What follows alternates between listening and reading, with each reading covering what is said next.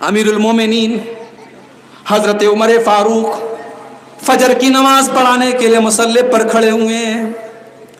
मुसल्ले पर खड़े हुए और पहली सब में अबू लूलू नाम का एक आदमी जो पारसी है, जो पारसी मजहब का मानने वाला है और हजरत उमर का दुश्मन है, वो खंजर लेकर के अपने कंबल के अंदर खंजर छुपा करके आया है और वो भी नमाज में शामिल है। इधर हजरत उमर ने अल्लाह अकबर का सूरह फातिहा पढ़ने लगे, तिलावत शुरू कर दी। अबू लूलू आगे बढ़ा और उसने खंजर हजरत उमर के पेट पर मारा और कई बार उनके पेट पर हमला किया।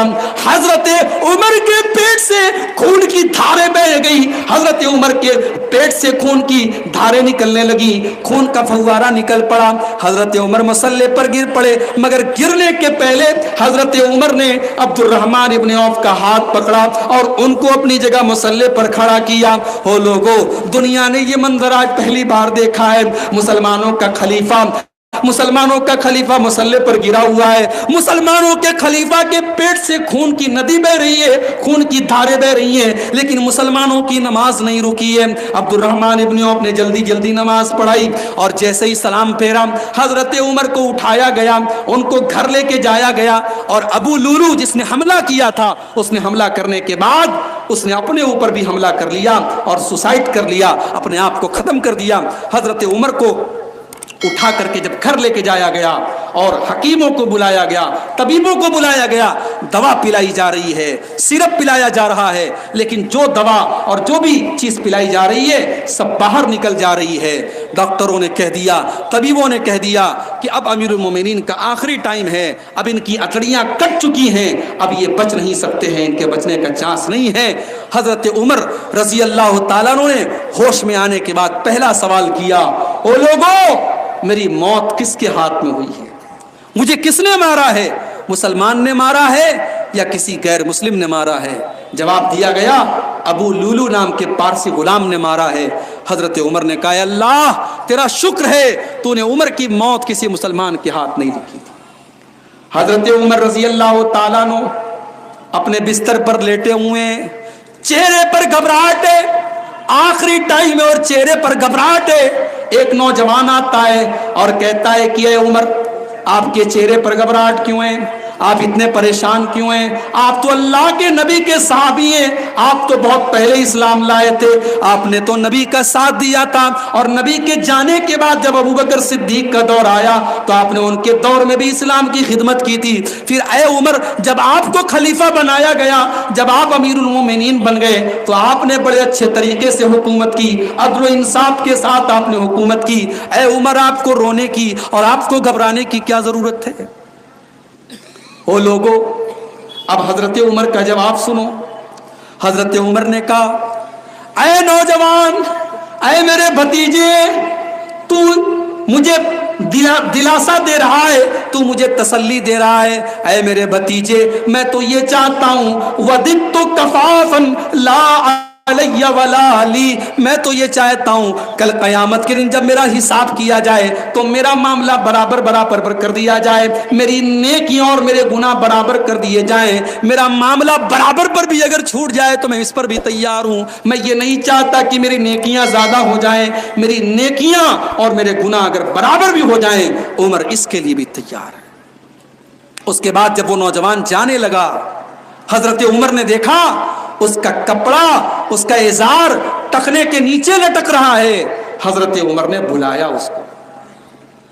आज अगर मौलवी साहब दाढ़ी पे तकरीर कर दें, कपड़े को टखने के नीचे रखने पर तकरीर कर दें, लोग कहते हैं ये मौलवी साहब तो बड़े पुराने ख्याल के हैं, ये 2022 में भी दाढ़ी की बात कर रहे हैं, ये 2022 में भी कपड़े को टखने के ऊपर रखने की बात कर रहे हैं। अरे बहुत बड़े बड़े मसले चल रहे हैं, बहुत बड़े बड़े मामला चल रहे हैं और ये मौलवी साहब अभी तक इन्हीं सब मसलों पर अटके हुए हैं। मेरे प्यारे भाइयों, नबी की कोई सुन्नत मामूली नहीं है, नबी का कोई तरीका और नबी की कोई बात मामूली नहीं है।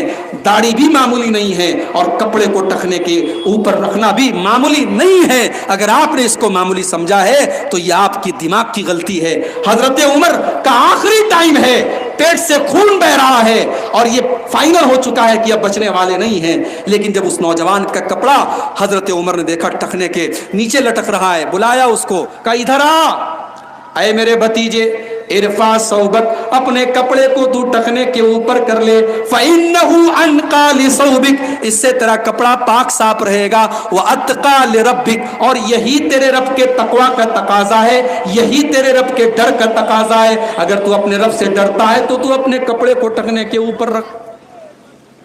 اس کے بعد حضرت عمر نے اپنے بیٹے عبداللہ بن عمر کو بلایا, کہا بیٹا جا اور اماں عائشہ کے پاس جا کر کے ان سے کہو کہ عمر ابن خطاب یہ اجازت مانگ رہے ہیں کہ وہ اپنے دونوں ساتھیوں کے بغل میں اللہ کے رسول کے اور ابو بکر صدیق کے بغل میں دفن ہونا چاہتے ہیں. اماں عائشہ, وہ کمرہ تو آپ کا کمرہ ہے, وہ آپ کی پراپرٹی ہے, اور آپ کی اجازت کے بغیر حضرت عمر اس کمرے میں دفن نہیں ہو سکتے ہیں.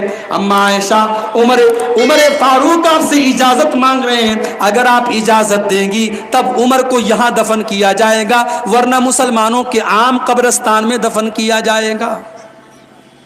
عبداللہ ابن عمر آئے, حضرت عائشہ کو پتہ چل چکا ہے کہ حضرت عمر کے اوپر قاتلانہ حملہ ہوا ہے اور حضرت عمر کا آخری ٹائم ہے. عبداللہ ابن عمر آئے, اماں عائشہ اپنی آنکھوں پر دوپٹے کو لگائے ہوئے رو رہی ہیں, اپنے آنسوؤں کو دوپٹے سے پوچھ رہی ہیں.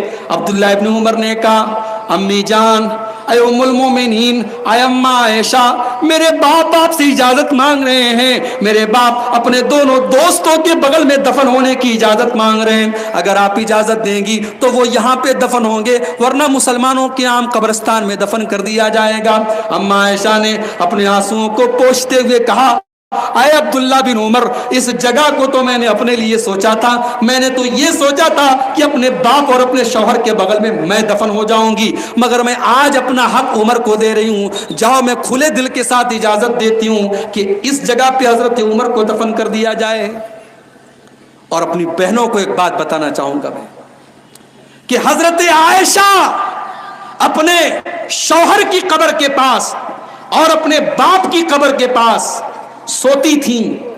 جب تک سوتی تھی اس کمرے میں, تب تک حضرت عائشہ بغیر پردے کے اور بغیر دوپٹے کے اور بغیر نقاب کے بھی وہاں پر رہتی تھی. مگر جب حضرت عمر وہاں دفن کر دیے گئے اور حضرت عمر کی بھی قبر وہاں پہ آ گئی, تو اس کے بعد ہمیں تاریخ کی کتابیں یہ بتاتی ہیں کہ حضرت عائشہ اس کمرے میں اپنے آپ کو پردے میں رکھتی تھیں. یعنی ان کو احساس تھا کہ یہاں میرے باپ کے ساتھ اور میرے شوہر کے ساتھ حضرت عمر بھی ہیں جو میرے لیے غیر محرم ہیں, اور اس لیے وہ پردے میں رہتی تھی.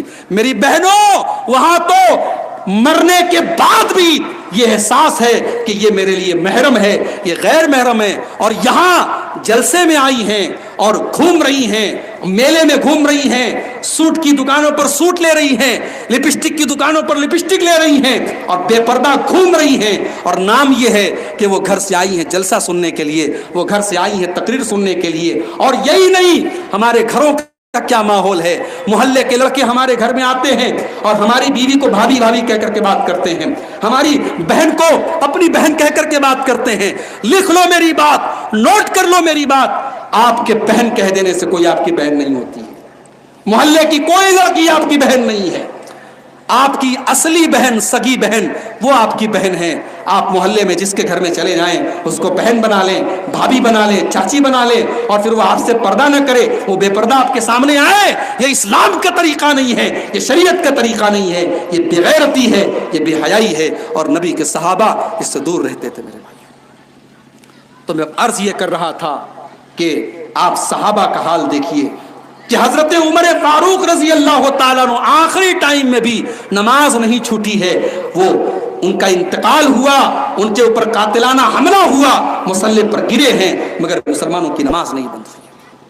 تراہم رکعا سجدا, تم میرے نبی کے صحابہ کو جب بھی دیکھو گے یا تو تمہیں رکوع کی حالت میں نظر آئیں گے یا تمہیں سجدے کی حالت میں نظر آئیں گے. سیماہم فی وجوہہم من اثر السجود, ان کے ماتھے پر تمہیں سجدے کا نشان ملے گا, ان لیکن کی پیشانی کو دیکھ کر کے پتا چل جائے گا یہ سجدے کرنے والے لوگ ہیں، یہ نیک لوگ ہیں، یہ اللہ والے لوگ ہیں۔ آج کے ہندوستان کے ماحول میں ہم داڑھی رکھ کر کے چلنے کو بھی اپنے لیے رزق سمجھنے لگے ہیں۔ آج مسلمان اپنی پہچان کے ساتھ سفر کرنے میں بھی بچ رہا ہے۔ میرے پیارے بھائیوں، نبی کے صحابہ اپنی پہچان کے ساتھ ہمیشہ زندہ رہے اور پہچان کے ساتھ دنیا سے گئے، انہوں نے اپنی پہچان کو کبھی نہیں مٹایا۔